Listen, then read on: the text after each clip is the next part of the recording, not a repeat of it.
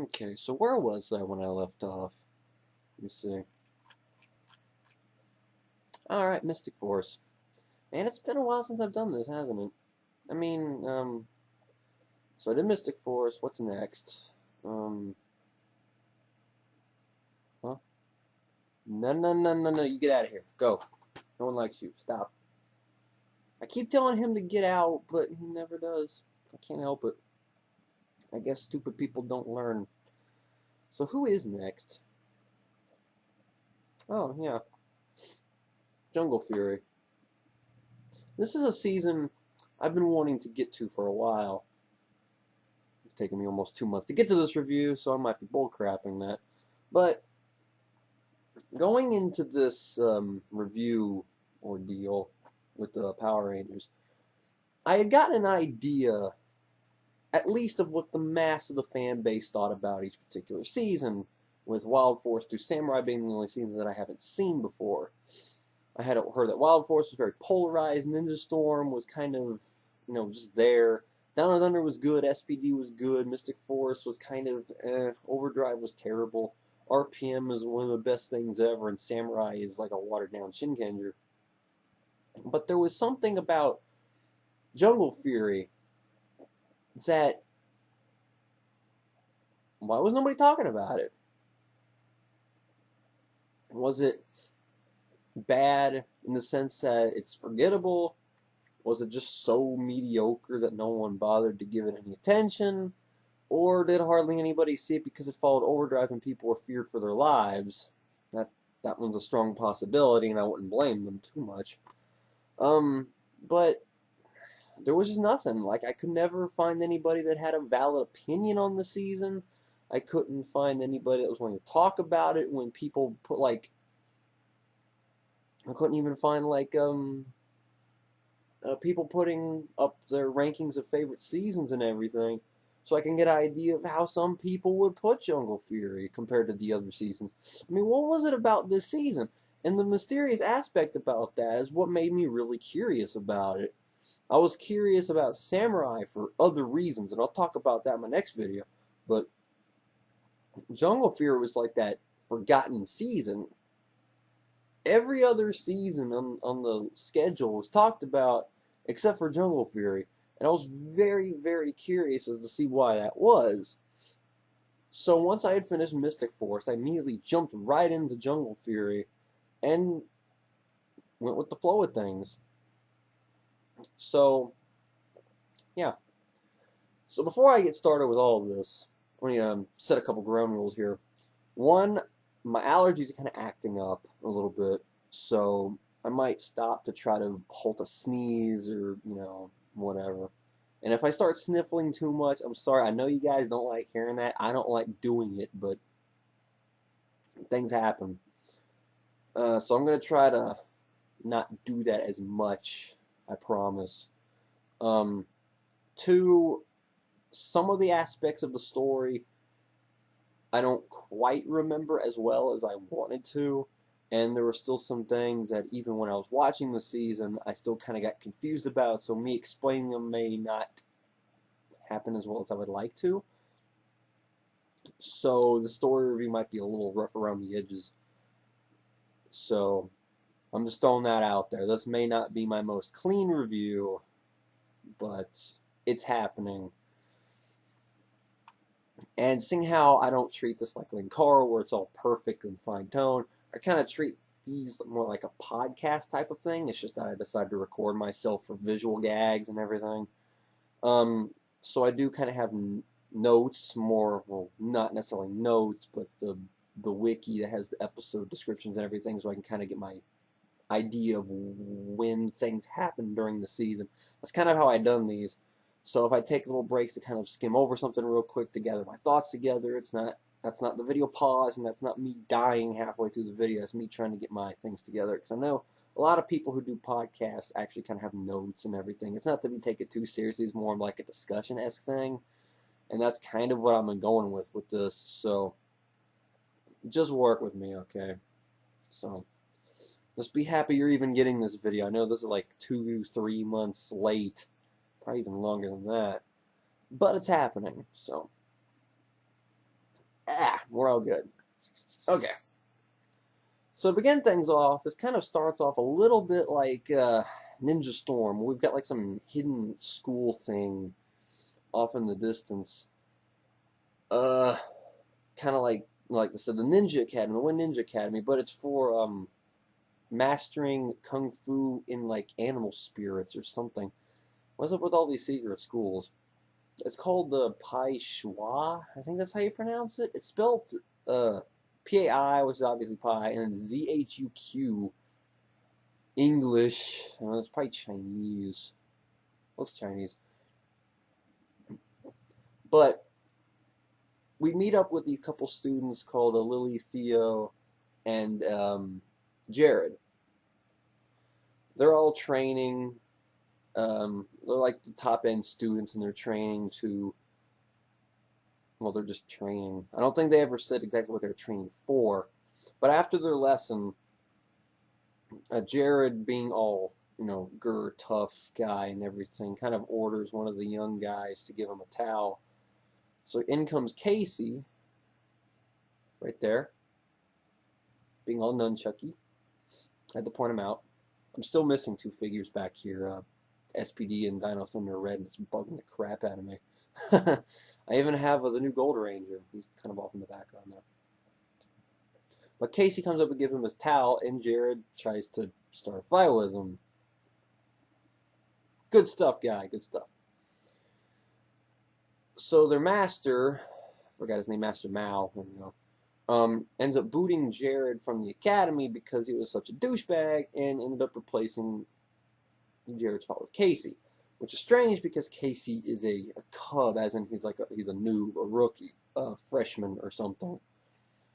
So he takes him down to this little temple thing and explains the whole back lore and everything to the season. Apparently there was this animal spirit called Daishi. Well, I don't know if he was considered an animal spirit at the time of this. They call it the Beast War. Optimus Primal, where are you? But they kind of didn't establish if he was like an animal spirit or anything at the time of this war, but I'm just going to call him that for now. Was trying to put the world into a situation where animals ruled, so he's kind of like another Mesogog if you think about it. So Mesogog was going for the whole resurrection of the dinosaurs, reptilian rule, just kind of playing the lizard. So they had him and several of the other masters lock him away in a box, because that always works. So Jared comes down to the temple, all butthurt and everything, and tries to fight Master Mao as like a, grr, how dare you kind of thing, and ends up knocking the box out of Master Mao's hands, letting Daishi out. I don't know how they would put something that evil in a box that can easily be opened by tossing it on the ground. Was it not locked shut or something? I mean, come on, they had to have had better security back in those days, right? I mean, it had a key lock on it, if I remember correctly. Just lock the stupid thing, and you could just throw it against the wall you don't want to. It wouldn't open unless you'd actually tried to break it open. But just kind of flailing it to the ground, and all of a sudden pure evil's unleashed. I mean, come on. But then again, there have been worse reasons for things breaking out, I guess. So Jared flees like the pansy he is, and he threatens to kill Casey, Theo, and Lily as a torture for Mao locking him away. But he jumps in to try to save them, and Daishi ends up killing Master Mao instead, and then leaves the others, to go do whatever. They're all sad and everything because it's their master, and he tells them to go to a place in the nearby city to find their new master. So they end up doing so while Jared gets leeched in the forest. You know where this is going. Guess I'm stuck in my throat now. So they end up in a pizza shop. Oh boy, this is going well already, isn't it? They go into the pizza shop where they run into this guy named RJ, who's the owner of the pizza shop. He says while they're looking for their new master, they could work there and get some money, which is a pretty good idea because they're not really in a school anymore, no dorm rooms or anything. So when Daishi and Camille, who is Daishi's like second hand, releases their foot soldiers. That little hopping thing they did. This almost reminds me of the Crybots from Time Force. How they did the little arm motion thing. No, that's not Crybots. Cyclobots. I'm getting my SPD and Time Force Goonies mixed up. Well, they're all robots. Their names run together sooner or later anyway. So they go out and try to take care of them, and they kind of get tossed around. Before RJ comes in and saves them, and showing that he has the tattoo of the Order of the Claw on his hand, saying that he's the guy they're looking for. And they go back to their pizza base. Their headquarters on the second floor of the pizza parlor. Just go with it. And he ends up giving them their morphers. Literally sunglasses. Now this is one of the things that makes Jungle Fury actually stand out from all the other seasons, is it's the first season to change the henshin device / morpher. In Geki Ranger, if you pay attention to the suits, they have these little glove things on their hands. They wore those, and I think they cracked their knuckles or something with them. Or kind of squeezed them or something, and it activated. But from what I read, they deemed like doing something like this as too violent for kids, and they ended up changing them to something else.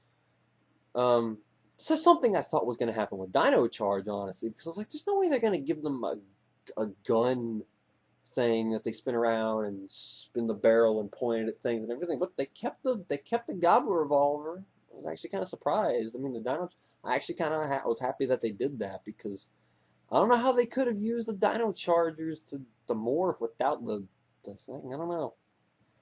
Maybe they didn't have a choice. But then again, Judd Lim just knows how to do things right. So, though I'm not complaining too much about them. I forgot what they were called, them glasses morphers. But they actually did implement them into the suits fairly well, how they turn into the helmets. So, it worked. It's definitely an interesting way of using an original idea and actually had it fit into the costume. So, it worked. A lot of people don't like it, though, and they seem kind of cheesy. And I'll admit they do look goofy on their faces, but they don't really wear them on their faces just like that for very long anyway, so people need to cool with the complaints. They begin to fight these monsters. Well, Lily and Theo morph, but Casey can't, and this is kind of a thing that happens again later, where Casey can't do something the others can, and begin to fight off I think they're called Rinchi? Yeah, the Rinchi.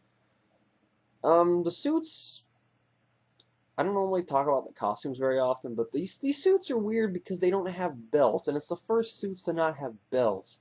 And for the longest time, I did not like the Geki Ranger / Jungle Fury costumes because of that.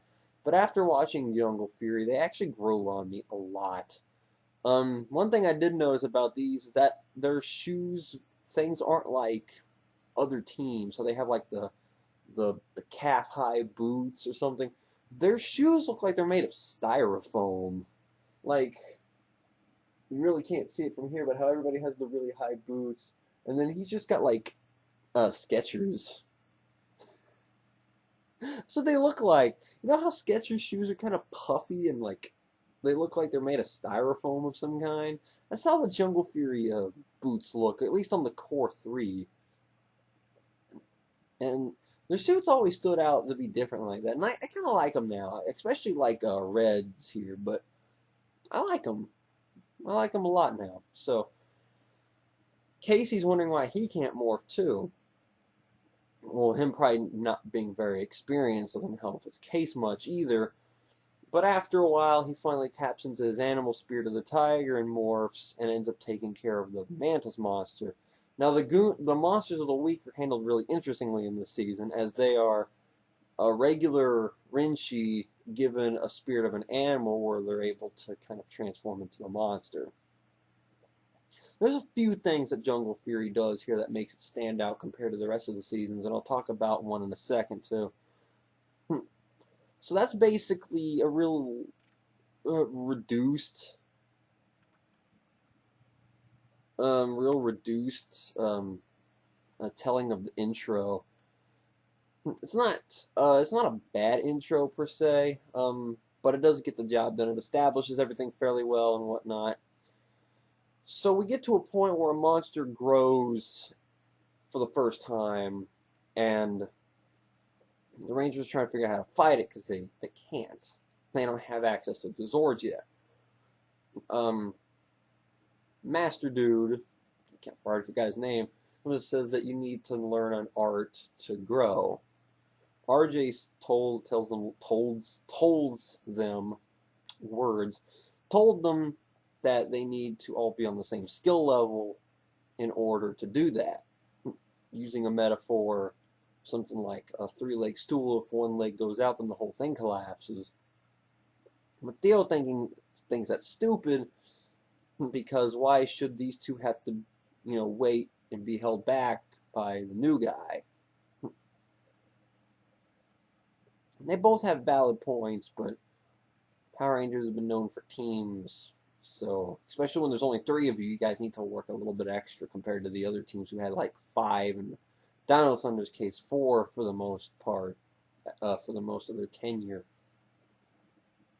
But they do get their specialized weapons in this episode.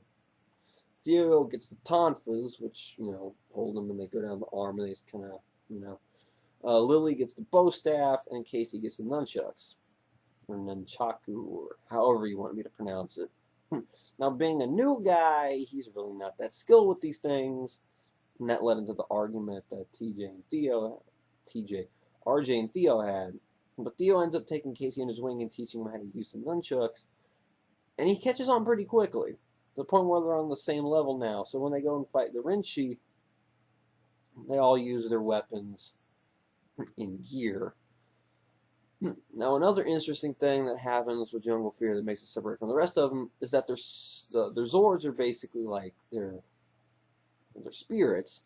They let the Zords go through projecting them out of their body, which is kind of awesome because they don't have to worry about them hiding the fact that they're a Ferris wheel and turning into a giant lion and killing a bunch of people because it walked away, or whatever the heck Dustin's thing did in Ninja Storm. Or in the case of Dragon Caesar coming out of the water and giving everybody heart attacks. Here goes Yura! So, they form the Jungle Pride Megazord, which is piloted via actions inside the cockpit. But something that was actually kind of surprising to me is that they kept the commentary thing from Geki Ranger. Now, I haven't seen Geki Ranger. My brother has, and he told me about this, that when Geki Toja fought, and what all the other Geki Ranger things are called, that there was a little fly dude that did, like, sports commentary over the fights. This is something that I always expected they would cut from Power Rangers, but no, it's still there. This little fly dude named Flit actually commentates over the Zord fights. While it's kind of corny at times, it does make the Zord fight stand out.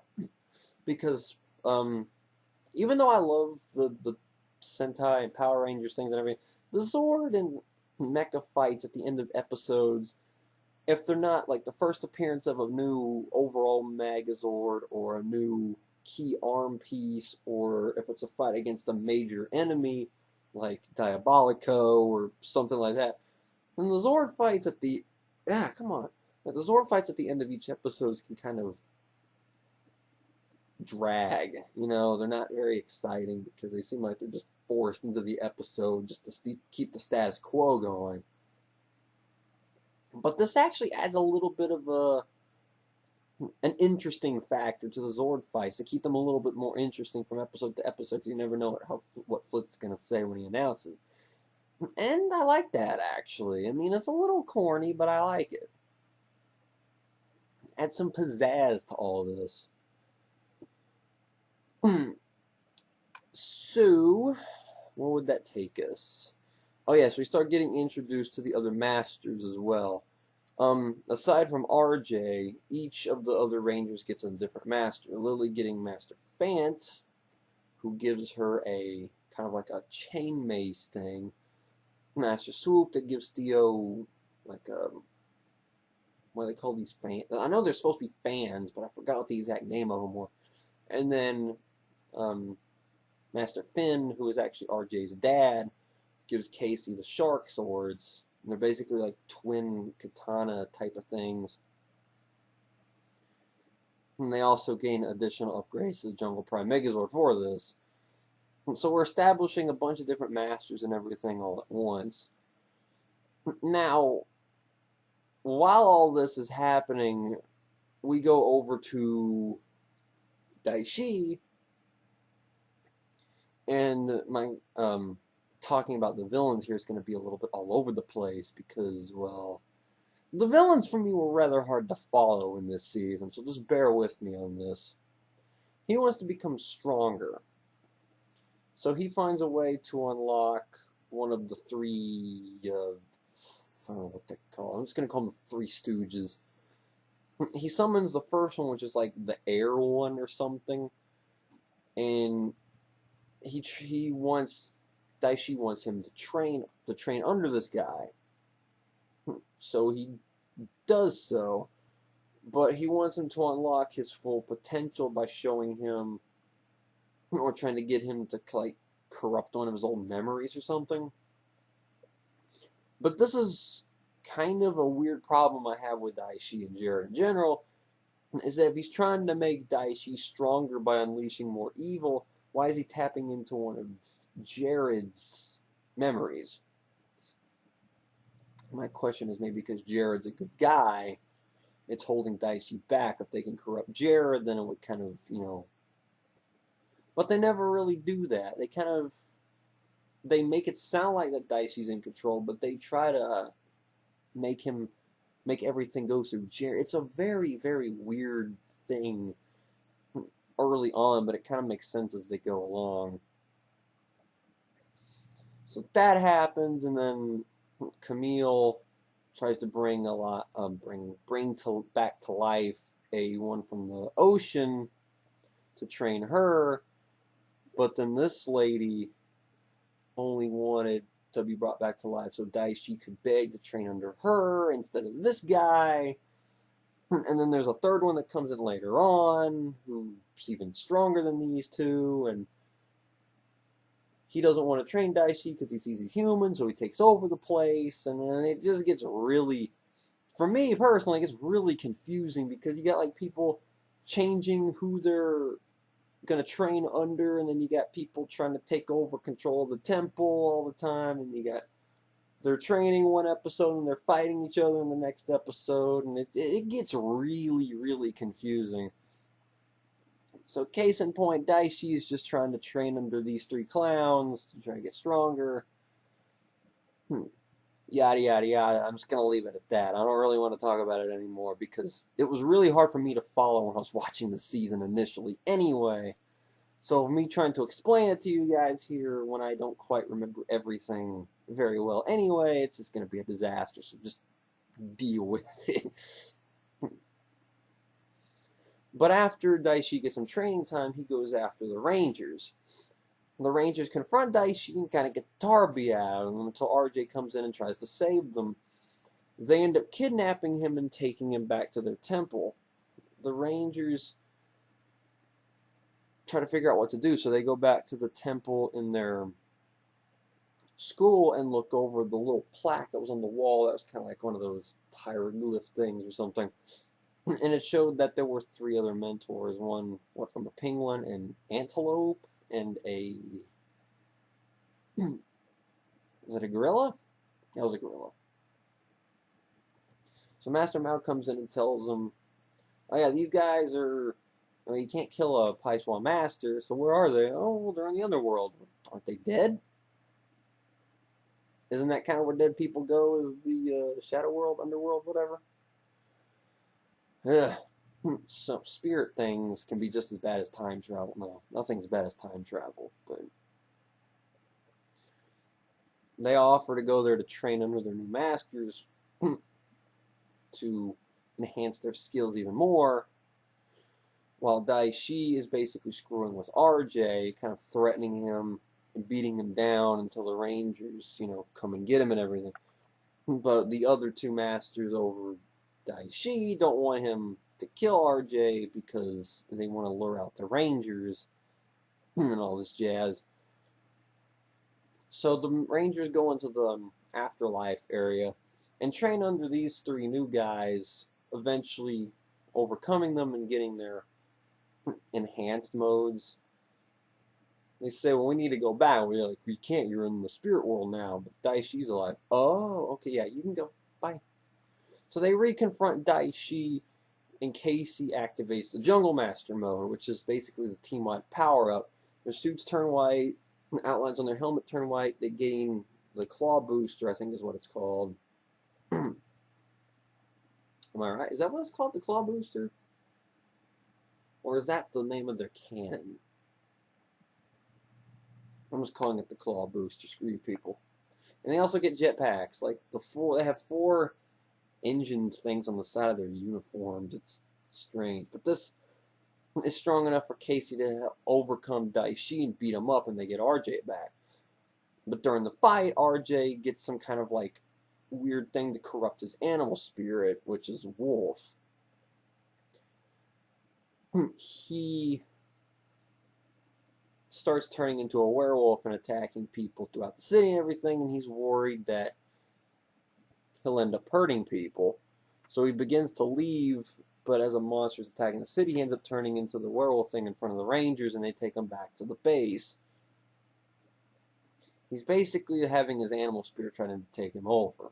But when he turns into the animals, to the wolf in their base, this side character, Fran, that I'm not really going to talk about too much, kind of like helps reassure him that he can control it and everything.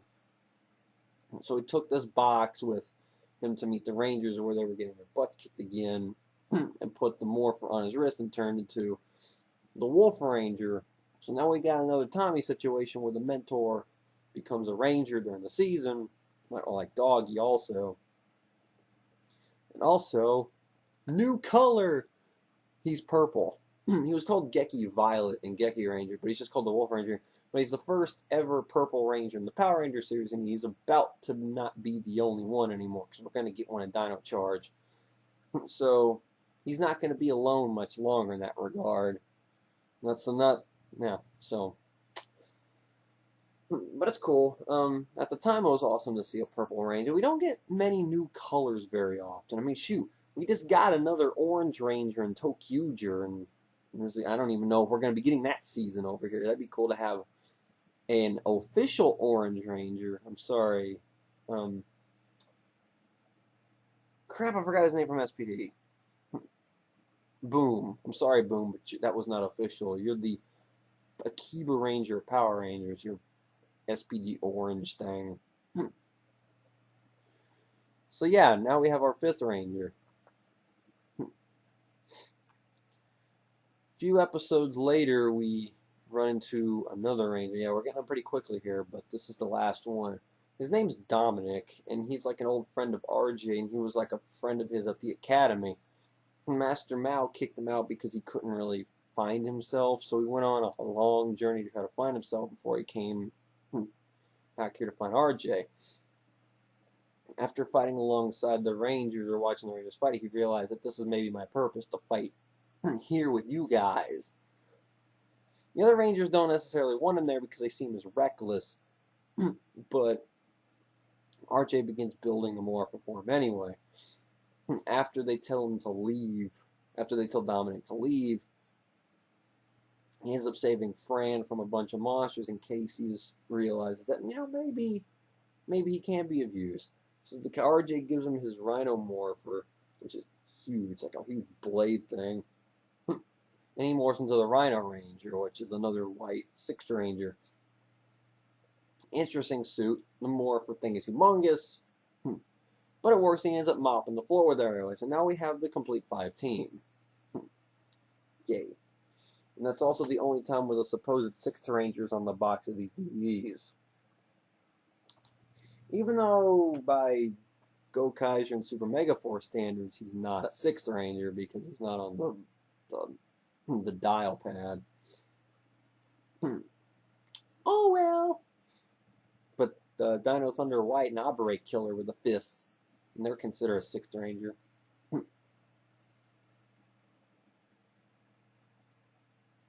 Yep, go figure on that one. But what happened to Dominic Zord? Well, apparently there's this thing called the Rhino Nexus.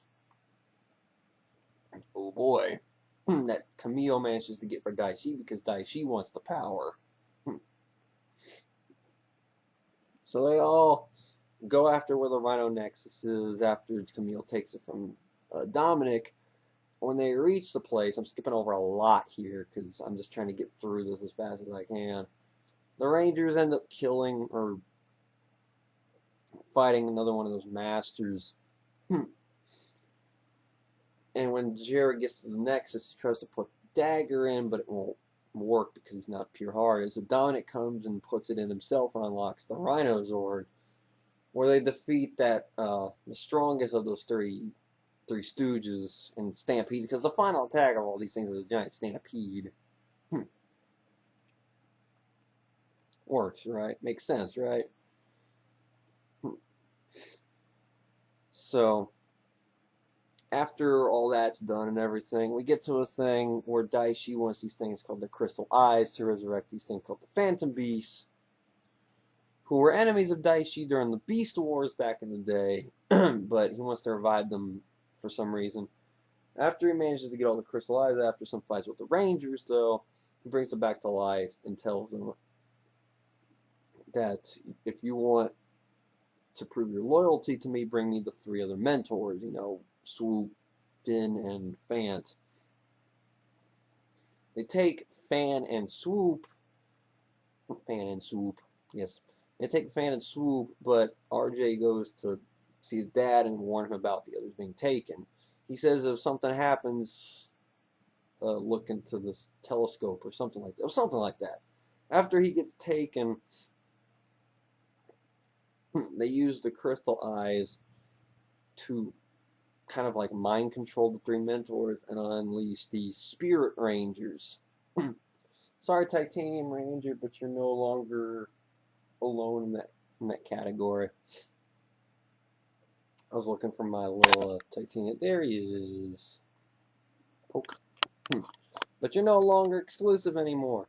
We have our 2nd, 3rd, and 4th U.S. exclusive Rangers.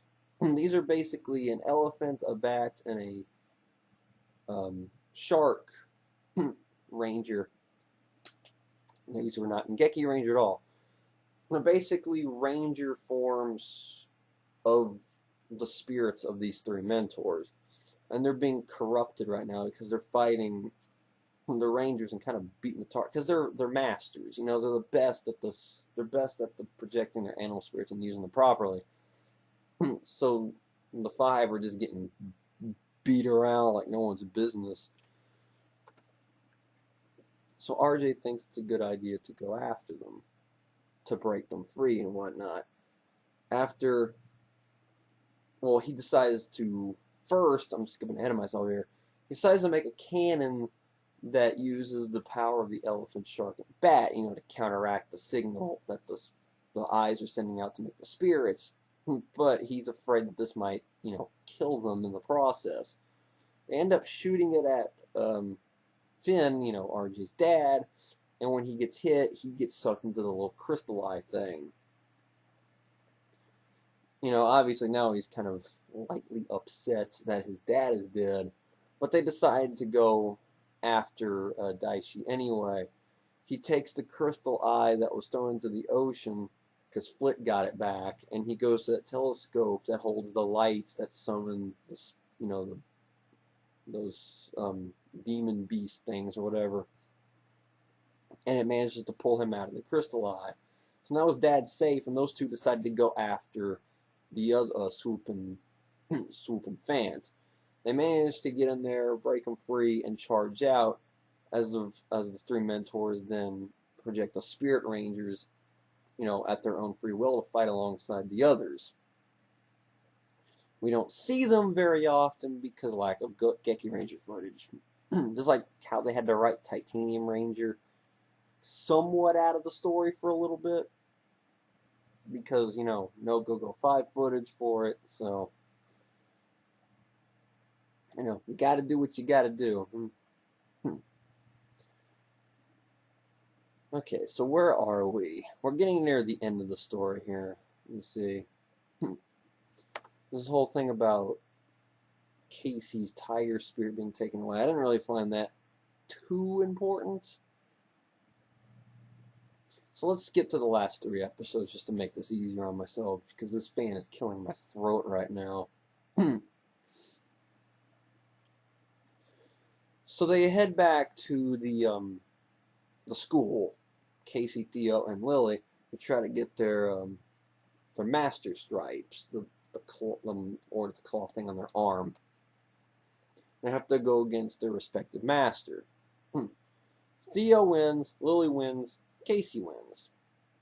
Theo gets his stripes, Lily gets her stripes, Casey doesn't. See, I told you. Those two morphed before he couldn't do it. They get their stripes, he couldn't. What's the deal, Casey? And he doesn't know why. It was actually kind of,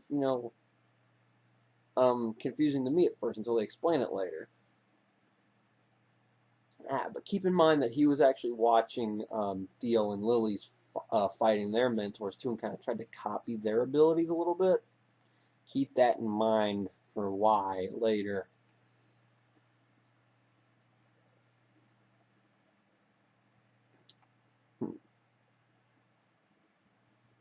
That's some with the villains. I'm not really going to talk about the villains too much because it confuses me a little bit. So, Casey kind of believes that Jared is still around inside of Daishi somewhere, with him partially blaming himself for it because he's the one that kind of got Jared kicked out. At least that's how he believes it. He believes he got Jared kicked out, and then Jared ended up rushing in, fighting Mao. The thing got Daishi got let loose. Also, so he kind of loosely blames himself for this. So he wants to go to the temple and fight Daishi and try to convince Jared to break out. Master Mao tries to stop him, and they have a talk and everything. He's like, "Are you trying to do this to save Jared or to redeem yourself?" Casey doesn't necessarily answer, but he charges into Daishi's palace, messing up all the goons. Spartas his way into the throne room, and probably one of the best fights probably the best fight in the Disney era, one of the best fights in the entire franchise ensues as Casey and Daishi go at it in his palace. I love this fight too because it's so well choreographed. It's intense. It's got some emotion behind it. Daishi goes into his old gold dragon mode, and Casey goes Jungle Master. And they duke it out with Casey eventually winning. Casey kind of gives him the thing, if you're really Daishi and pure evil, then you'll kill me here. But Jared can't do it. Daishi gets sick of it and breaks away from Jared and ends up storming out of the temple. So now Jared is free, and Camille is all, kind of swooning over Jared now because she feels Jared is more worthy of her attention than Daishi is. Deservingly so.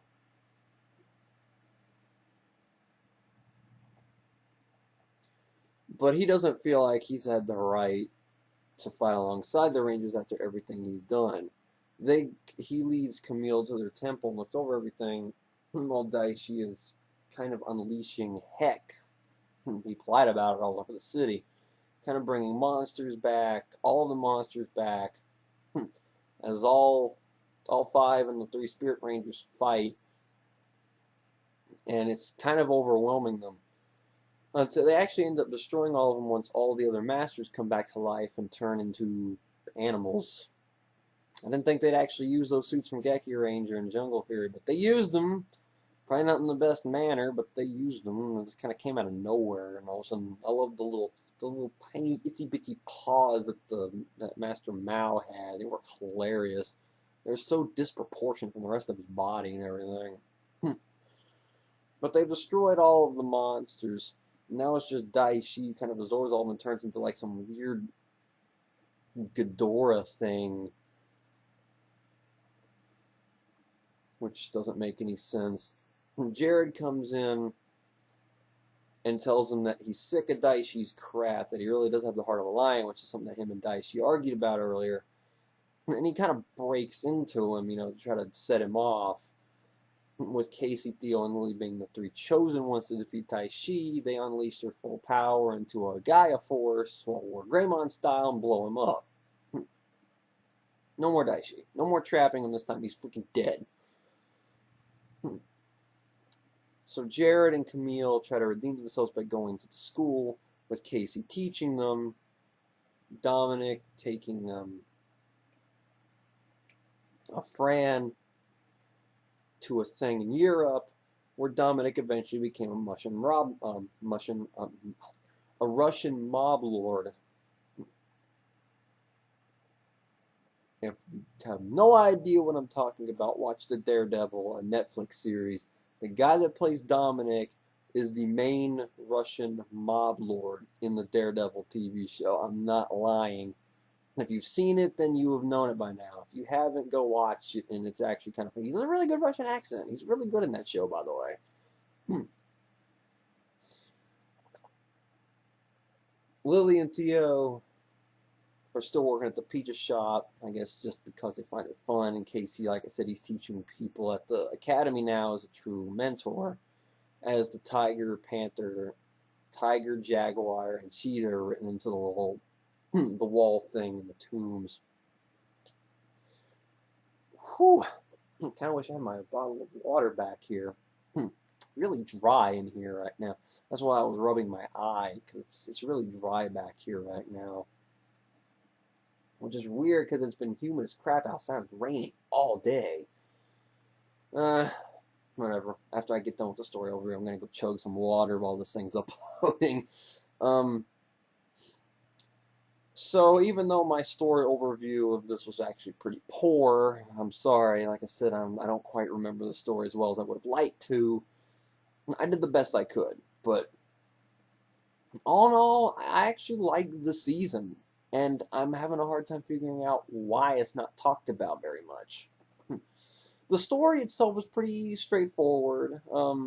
There's no like real glaring issues outside of the things Linkara talked about with like the inconsistencies about certain things here and there. You can watch his thing if you haven't already to see what I'm talking about. It kind of goes over it a little bit. The story is sound. It's got a pretty decent ending. The story with the Spirit Rangers is pretty good. It's cool that we got a more American-made Rangers.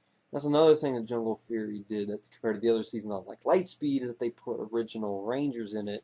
We've still only got 4. Got Titanium and the 4 Spirit Rangers. I kind of would like more. But it's not going to happen in Dino Charge. We're going to get 10 Rangers anyway. We don't need any more. Maybe 11 if they handle Death Ryuger differently. But we'll find out sooner or later. I think that the little werewolf thing with RJ could have been handled a little bit better. I think it ended too quickly. But, that's not that big of a deal. At least it's not overdrive level terrible. But I really don't have any faults with the story. There really isn't any major problems with it. It doesn't really do much, special. But it doesn't do anything terrible. So, that's being real straightforward with that. Stupid computer tried to turn on the screensaver. I'm recording stuff here, computer. But let's get to the villains very, very family. I didn't really talk about them too much because I lightly talked about this a little bit. But honestly, how the villains were handled were a bit confusing to me. We had 3 mentors that were revived. All of them, some of them wanted to train Daishi, some of them wanted to work under Daishi. One would try to mentor him, then he would switch sides, and then he would want to go back to the other, and then here comes the 3rd guy, and he wants to take over the throne. And then Daishi tries to retaliate by getting the Rhino Nexus, and then they're fighting each other, and then the 3rd one gets killed, and the other 2 go back to Daishi and everything, and it goes this was really hard for me to follow when I was watching the season initially. So if I couldn't quite understand it, how the heck am I going to explain it to you? It's kind of how I felt when I was talking about Dire Ranger's story. That was a disaster of a video. I wasn't even feeling comfortable when I was talking about that one. So that's why I kind of brushed over all that, because I never understood what the heck was going on. To me, it was confusing. I don't know about the rest of you, but to me, it was confusing. So that was a thing. But I can talk about Daishi and Camille a little bit. I'm going to start with Camille a little bit. She was an interesting side side villain, villain partner, villain sidekick. You know what I'm talking about. She showed a lot of loyalty and care towards Daishi by standing up for him even when he abused her, when he was getting pummeled by somebody who was much stronger than her. She didn't care. She was willing to sacrifice herself to save this guy. Daishi didn't show any give a crap about her, but Jared did, and this ended up turning her around at the end when she saw who Jared was compared to Daishi, and she went with him gladly. But what made her so, interesting, well, I wouldn't say interesting, but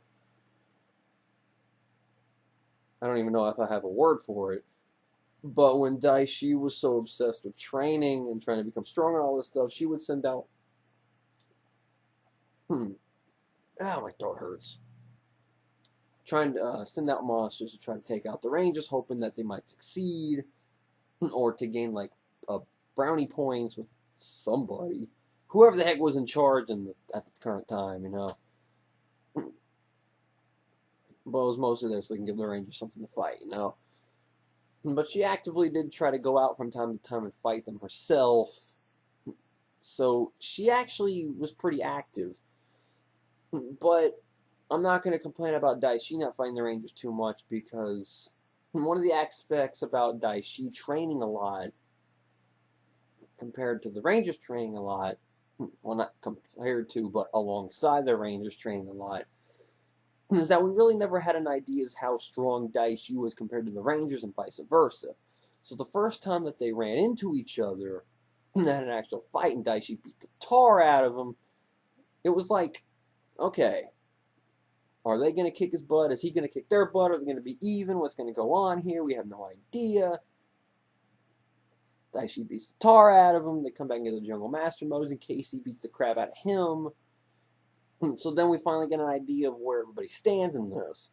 So it made the few and rare confrontations between Daishi and the Rangers a little bit more interesting. And it made the final fight between Casey and Daishi in his palace real intense, because we saw how Daishi and Casey were against each other.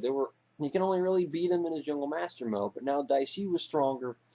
He was stronger, and they actually went toe-to-toe just fine. Casey actually managed to beat his Dragon mode with the Jungle Master mode, showing how strong Casey had come from being, a rookie to a master. And he does get his stripes after he frees Daishi, frees Jared from Daishi.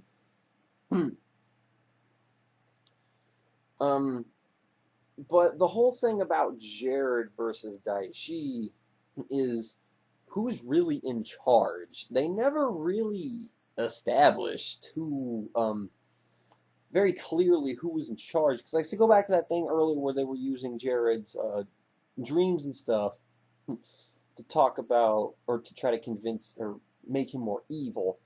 Why would they be using Jared's thoughts to try to make Daishi more evil? It doesn't make any sense unless Jared was the one that was actually in control there, or they're trying to corrupt Jared inside to make, him evil so he can fuse with Daishi better. I don't know. It's kind of a bland, kind of gray area that doesn't really make too much sense. But then again, this was a problem throughout the whole thing. It was like, who's really in control?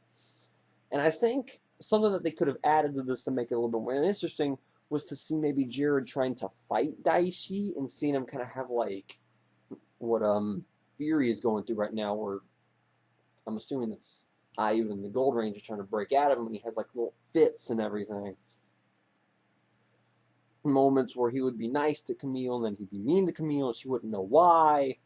But behind the scenes, we see that Jared's trying to break free and everything, and then we see that he's having like internal struggles, and he's eventually losing, or he's eventually starts winning, and all this.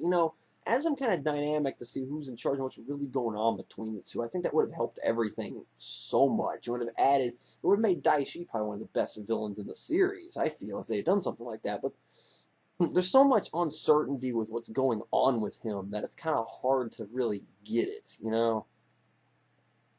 Let's get on to the 5 core Rangers real quick. Dominic was just kind of the clown. He came in and really didn't do too much after he was introduced, sadly. He didn't really have any episodes after he got the Rhino Sword. He was a bit of a clown. He's kind of lighthearted. People didn't like him at first, but I guess he just needed to find a home, and he did. It's really all there is to him. RJ was interesting. He always tried to go with this Karate Kid type of style to him, using everyday household chores and stuff to improve your skills. Like, he had a thing where he had Casey like wash the floors and like fix his bike and all this stuff, and he was wondering, well, what use is this stuff to me? And then he ended up using it in a fight later, and it worked. He was always so laid back and down to earth. He almost had like one of those hippie/surfer dude type of vibe to him. And it made him kind of deceptive, but he was good at what he did. And it made him as an awesome ranger. Probably one of the best mentors in the series next to Doggy. I'd honestly put him as the best mentor. Because Shadow Ranger's beast. Lily is... I wouldn't say she's underdeveloped. I think she was a character that was kind of okay the way she was. It was just her presence kind of leached onto everybody. She was kind of like that motherly, sensitive, caring, open-minded kind of character. And didn't really hate anybody, but she did try to like tug people to be, happy and nice to each other and all that jazz. Which isn't bad. Not bad at all. It's always nice to have a character like that, and she was really good at it. I kind of wish that she had a little bit of an arc, because she did admit to being, too gullible. And I kind of wish there was a few episodes where something like that ended up backfiring on her a little more. To maybe toughen her up a little bit. But, it's nothing too bad. And then we have Theo. Theo was very prideful, very, optimistic about himself. He can handle so many things at one time and feel good about it. I'm the it kid. I can do whatever I want. And if he had one small failure, he kind of broke and cracked, and it hurt him significantly.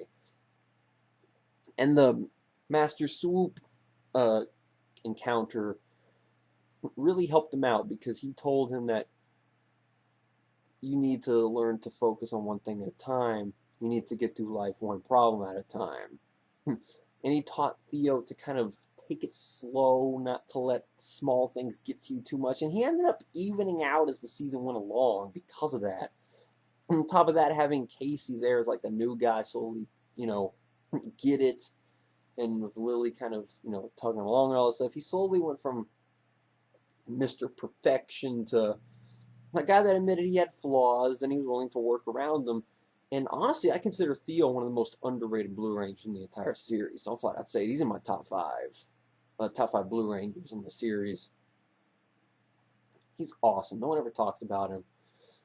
And then to Casey, who I think is underrated, is a word I'm going to be using a lot here in the last few minutes. An underrated Red Ranger. He starts off as, the newbie, the cub. He doesn't even want to be put in this responsibility. He feels guilty for Jared being fused with Daishi. All this stuff, but he's a quick learner. He learned the nunchaku really quickly. He mastered the swords really quickly. He was the first to activate the Jungle Master mode. And he even adapted to watch Theo and Lily's unique fight styles and used them for his own during that little Masters test thing. And he became so good that he ended up going up and beating Daishi at his strongest all by himself. He's a quick learner, but he has a lot of self-doubt issues. But I think after he beat Daishi and gained his stripes, he finally got the confidence he needed. And we see that again in Super Mega Force. Yeah, Casey was back there. So he was just a character that was always like looking down upon himself. He felt guilty about everything. He didn't want to be put in those shoes. He was always like the one that was behind the others. And that's why him not getting his stripes hurt him so much. Because he wasn't, he didn't feel like he could break out. Which is why he never earned his stripes in that fight, because he was watching the others do their stuff and copied it. He wasn't standing out on his own. He wasn't making himself his own thing. Because it was described by R.J. later that a master follows no one. He was following Theo and Lily's styles, so he wasn't on his own. And him defying Master Mao, going after Daishi and everything, was something that he can do it. And it gave him confidence that he was able to free Jared and help everything and everyone. And I like Casey. He's got a fiery spirit. He's a guy that kind of overcomes a whole bunch of emotional obstacles and everything, and he did a good job. Easily one of my favorite Reds. And the term underrated kind of fits the whole theme of the season. Why does nobody talk about Jungle Fury? He's got one of the best mentors, one of the best Reds, one of the best Blues. A villain that I feel like, while still good, needed a little bit more work. A story that's very straightforward, very solid. It was just all around fun to watch. It was probably one of the few Disney era seasons that was actually almost fun to watch. The fight scenes too, because with no real guns or blasters or anything, this season focused a lot on fighting. So the cow explosion thing wasn't really a problem here. So when it did happen, it was very few and far between. Not like Overdrive where Mac would wake up, put the toothpaste on his toothbrush, and giant fire explosion of doom happens behind him in his bathroom, because that's how Overdrive worked. So the fight scenes were very fun to watch because they were very intense and very flashy and everything. The costumes were sweet. The story was good. There were some intense moments. Great characters. Am I missing something? Why do people don't like this season? I love Jungle Fury. I consider it top 5 season material. Maybe I might like it a little bit more than Lightspeed Rescue. And I like Lightspeed. I've kind of established that a lot. I like Lightspeed. And to say that I think it's better than Lightspeed is actually kind of a compliment. To put it up there with Dino Thunder, I don't know, I might like it more than Dino Thunder now that I think about it. Because a part of me doesn't quite like Dino Thunder as much as I did when I did that review. I mean, I still don't take anything away what I said about Dino Thunder, but maybe I like Jungle Fury a bit more. It's not better than SPD, though. I'm sorry. SPD, Time Force, and In Space are on a pedestal of their own. But Jungle Fury is so good. People need to talk about this season more. So what's next? What is next? No, I've already done you. Or you could just drop. That's fine. Oh yeah. Samurai. Oh, wait a minute. I don't have that season on DVD. I should probably get on that.